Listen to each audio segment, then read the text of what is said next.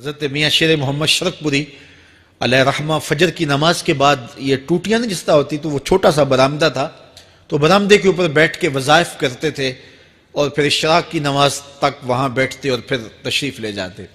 گرمی کی شدت تھی تو حضرت فرائض کی ادائیگی کے بعد وہاں چلے گئے، تو نمازیوں نے آپس سے مشورہ کیا کہ یار حضرت کو عرض کریں کہ بارش کے لیے دعا کی جائے۔ تو حضرت جا کے وہاں اپنے وظائف میں لگ گئے، تو انہوں نے کہا چلو ہم مسجد کے سین میں کھڑے ہو جاتے، حضرت توجہ کریں گے تو عرض کریں گے۔ تو جتنے نمازی تھے وہ سارے صحن میں کھڑے ہو گئے اور برآمدے کے اوپر میاں صاحب وظائف میں لگے۔ جب آپ کی نظر پڑتی نا لوگوں کی جانب، تو جتنے بھی نمازی تھے سارے ہاتھوں سے اشارے کر کے کہتے یعنی دعا کرو، زبان سے نہ بولتے، ہاتھوں کو ایسے ہلاتے اور یہ کہتے کہ ادھر آسمان کی طرف اشارہ کر کے کہتے دعا کرو۔ میاں صاحب پھر وظائف میں لگ جاتے۔ پھر جب میاں صاحب کی آنکھ اٹھتی نا تو یہ سارے ہاتھ اٹھاتے اور آسمان کی طرف ہاتھ اٹھا کہتے میاں صاحب پھر وظائف میں لگ جاتے۔ جب 2-3 مرتبہ ایسا ہوا نا تو میاں صاحب کی ہنسی نکل گئی اور ایسے آسمان کی طرف دیکھ کے کہا چل ہن پا دے۔ کہتے ہیں بس یہ بات کہنے کی دیر تھی کہ چھم چھم می برسنے لگا۔ تو جب کوئی حضور کا ہو جاتا ہے تو رب اس کو اپنا محبوب بنا لیتا ہے۔ تو حضور کی محبت خدا کی محبوبیت کا ذریعہ ہے، اس لیے ہمیں حضور کا پیار اپنی روحوں میں موجزن کرنا ہے، حضور کی محبت اپنی روحوں میں اتارنی ہے، اور محبت اپنے تمام تر تقاضوں کے ساتھ جب روح پذیر ہوگی تو پھر ہمارا انداز زندگی بھی سنور جائے گا، ہماری آخرت بھی سنور جائے گی۔ محبت کے من جملہ تقاضوں میں سے سب سے بڑا تقاضا محبوب کی اطاعت ہے کہ بندہ جس سے پیار کرتا ہے اس کی بات مانتا ہے۔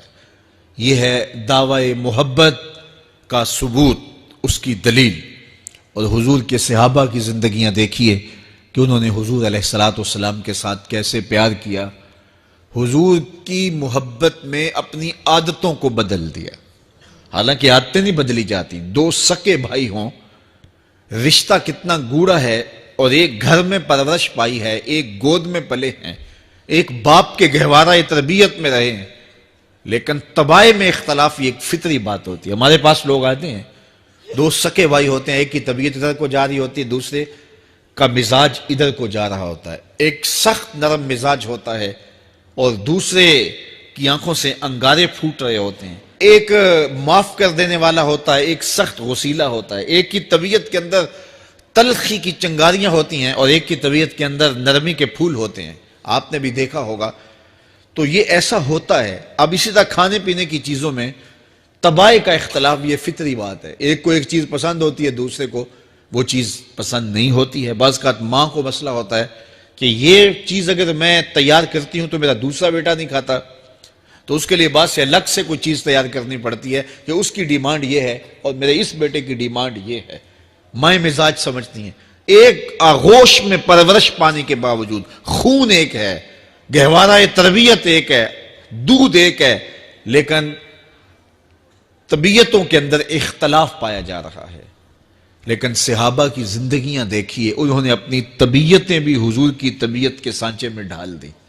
حضرت انس بن مالک کو کسی نے دیکھا کہ وہ شوربے سے کدو کے ٹکڑے نکال نکال کے کھا رہے ہیں، تو کہا یہ کیا کر رہے ہو؟ کہا میں نے ایک دن حضور کو یوں کرتے ہوئے دیکھا تھا۔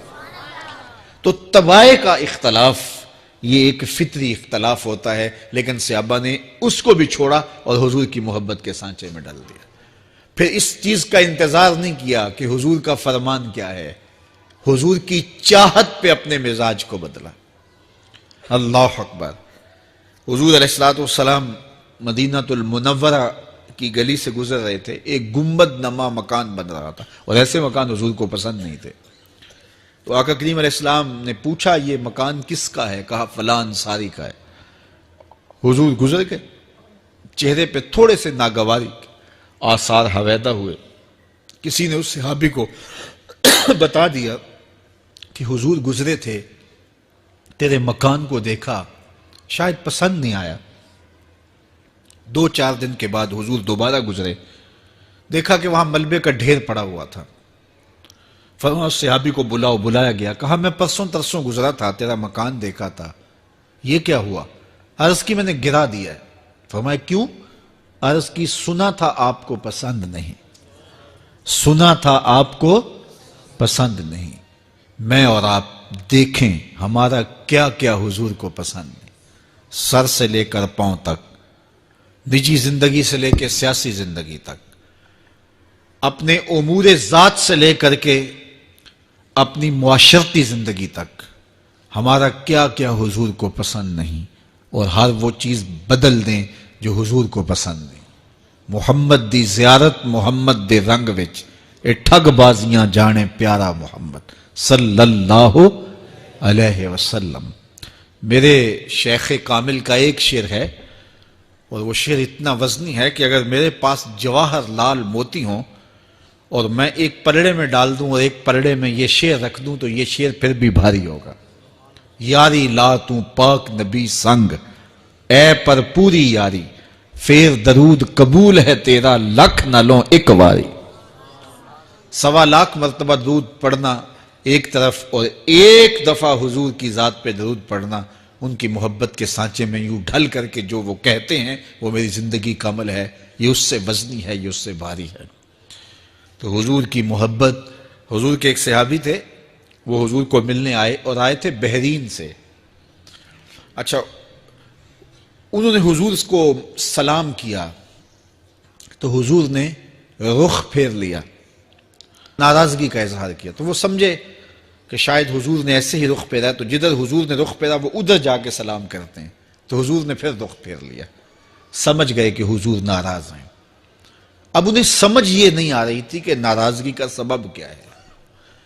وہ اصحاب رسول سے پوچھنے لگے کہ حضور مجھ سے ناراض لگتے ہیں، آپ میں سے کوئی بتا سکتا ہے کہ حضور کیوں ناراض ہیں؟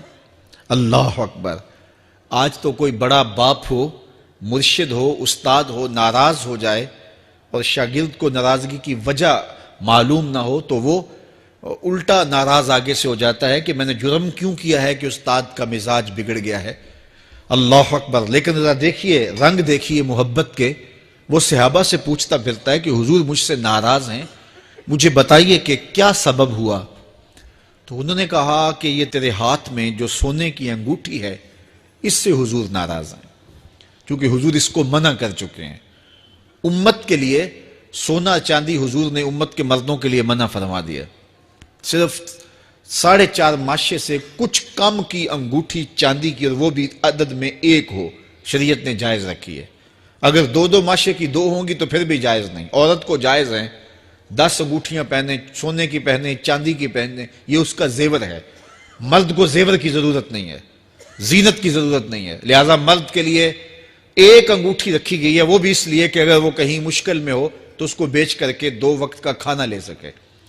باقی اس کے لیے انگوٹھی 4.5 ماشے سے کم کا چاندی یا سونا 1 ماشا ہی کیوں نہ ہو، اس کے لیے جائز نہیں ہے۔ تو اس نے سونے کی انگوٹھی پہن رکھی تھی، لیکن اسے حرمت کا پتہ نہیں تھا، تو اس نے کہا کہ حضور مجھ سے کیوں ناراض ہیں؟ تو صحابہ نے کہا شاید یہ اس انگوٹھی کی وجہ سے ناراض ہیں۔ تو اس نے یہ نہیں کہا کہ مجھے تو پتہ ہی نہیں تھا، میرا کیا قصور؟ خیر، اس نے انگوٹھی اتار کے حضور کو پیش کرتے کہا حضور آپ اس وجہ سے ناراض ہیں؟ حضور نے انگوٹھی پکڑی اور ایسے پھینک دی، ناراضگی کی وجہ ختم ہو گئی، وہ بیٹھ گیا، بات شروع ہو گئی۔ اللہ اکبر! جب سلسلہ کلام ہوتا رہا، جب مجلس برخاست ہوئی، لوگ اٹھ کے گھروں میں جانے لگے، وہ بھی اٹھا اور الٹے پاؤں سے پیچھے چلا، تو کسی نے اس کو کہا وہ انگوٹھی تو اٹھا لو، سونے کی انگوٹھی ہے، قیمتی ہے، چلو تمہارے لیے پہننا جائز نہیں، تمہاری بیوی کے لیے تو جائز ہے۔ تو اس نے کیا جواب دیا سنیے، اس نے کہا واللہ لا آخذہ وقد طرحہ رسول اللہ صلی اللہ علیہ وسلم، اللہ کی قسم میں اس انگوٹھی کو کبھی بھی نہیں اٹھاؤں گا جس کو میرے حضور نے پھینک دیا ہے۔ تو یہ تھی ان کی محبت، یہ تھا ان کا انداز۔ تو آئیے میں اور آپ حضور سے اگر محبت کرتے ہیں تو حضور علیہ السلام کا طرز زندگی، حضور کا انداز معاشرت اختیار کریں۔ کثرت کے ساتھ مائیں بہنیں بیٹیاں بھی موجود ہیں، وہ بھی اپنی اولادوں کی تربیت اس نہج سے کریں کہ وہ حضور کی سنت، حضور کی سیرت، اور حضور کی اتباع کے سانچے میں ڈھل جائیں۔ زندگی کا مقصد ہی یہی ہے۔ آئے، بڑے ہوئے، جوان ہوئے، بوڑھے ہوئے، چلے گئے، ہم سے پہلے بھی چلے گئے، ہم بھی چلے جائیں گے، بعد میں آنے والے بھی چلے جائیں گے، لیکن حقیقی کامیابی اس کو نصیب ہوئی جس نے اس دنیا پہ آ کے دنیا کی زندگی کے مقصد کو سمجھا۔ ہم آئے کیوں تھے؟ زندگی کس لیے ہمیں دی گئی تھی؟ اکبر الہ آبادی نے کیا ستھری تنقید کی تھی، کیا بتائیں احباب، کیا کارنمایاں کر گئے، بی اے کیا، نوکر ہوئے، پینشن ملی اور مر گئے۔ یہ کوئی کام نہیں ہے، ہماری زندگی کا کوئی مقصد ہے جس لیے ہم انسان ہیں، اشرف المخلوقات ہیں۔ دیکھیے گدھا سارا دن بوجھ اٹھاتا ہے، اللہ اکبر۔ میرے صاحب نے گدھے سے بھی ایک موازنہ کیا ہے کہ سارا دن جو ہے وہ بوجھ اٹھائے اور کام کرے، اور پھر مالک اس کو غذا بھی نہ دے، وہ جا کے روڑیوں سے اور باہر سے جا کے چر کے پھر آ کے کام مالک کا کرے، مالک اس کو دے بھی نہ، اور وہ باہر سے کھا کے آئے اور کام مالک کا کرے۔ تو اگر بندہ ہو کے، انسان ہو کے اگر نہ کرے تو میرے حضور نے ایک لمبی ربائی ہے، اس میں آخر میں لکھتے ہیں، تو چنگا یعقوب یا کھوتا، تینوں شرم نہ آوے۔ کہ اگر وہ ایک گدھا بھی کام کرے، اپنی پیٹھ پہ بوجھ لا دے، اور تو اپنے مالک کے لیے کچھ نہ کرے، اور ساری نعمتیں مالک نے تجھے دی ہیں اور عزتیں اور آبرویں تیرے نام کی ہیں، اور تو اس کا حق ہی ادا نہ کرے، تو پھر کس طرح تیرے سے؟ تو پھر اولئک کل انعام بل ہم اضل، فرمایا تو چوپایا ہے بلکہ چوپایوں سے بھی بدتر ہے۔ تو میں اور آپ اپنے آپ کو انسان ثابت کریں۔ آج موقع ہے، سے ثابت نے اجے حواس تیرے، سے ثابت نے اجے حواس تیرے، کر لے نیکیاں رج کے تو، اڑیا رب رسول کیوں پل بیٹھوں، آ رب رسول ول پج کے تو، آئی موت ایتھے رہسن کم تیرے، آئی موت ایتھے رہسن کم تیرے، نیکیاں کر لے بھج کے تو، کی آکھ سن لوگ یعقوب تینوں، جب ٹر پیوں سر منہ کج کے تو۔ وہ وقت آئے گا جب تنیاں باندھ دی جائیں گی، جب دونوں جانب سے کفن باندھ دیا جائے گا، پھر پردہ ہٹا کے دیکھا جائے گا، پھر بند کر دیا جائے گا۔ وہ لمحے کتنے دردناک ہوں گے، وہ گھڑیاں کتنی دردناک ہوں گی۔ آج مجھے اور آپ کو اللہ نے موقع دیا ہے، تو آج حضور کی سیرت کو اپنانے کا، اپنی روحوں میں اتارنے کا عزم کر کے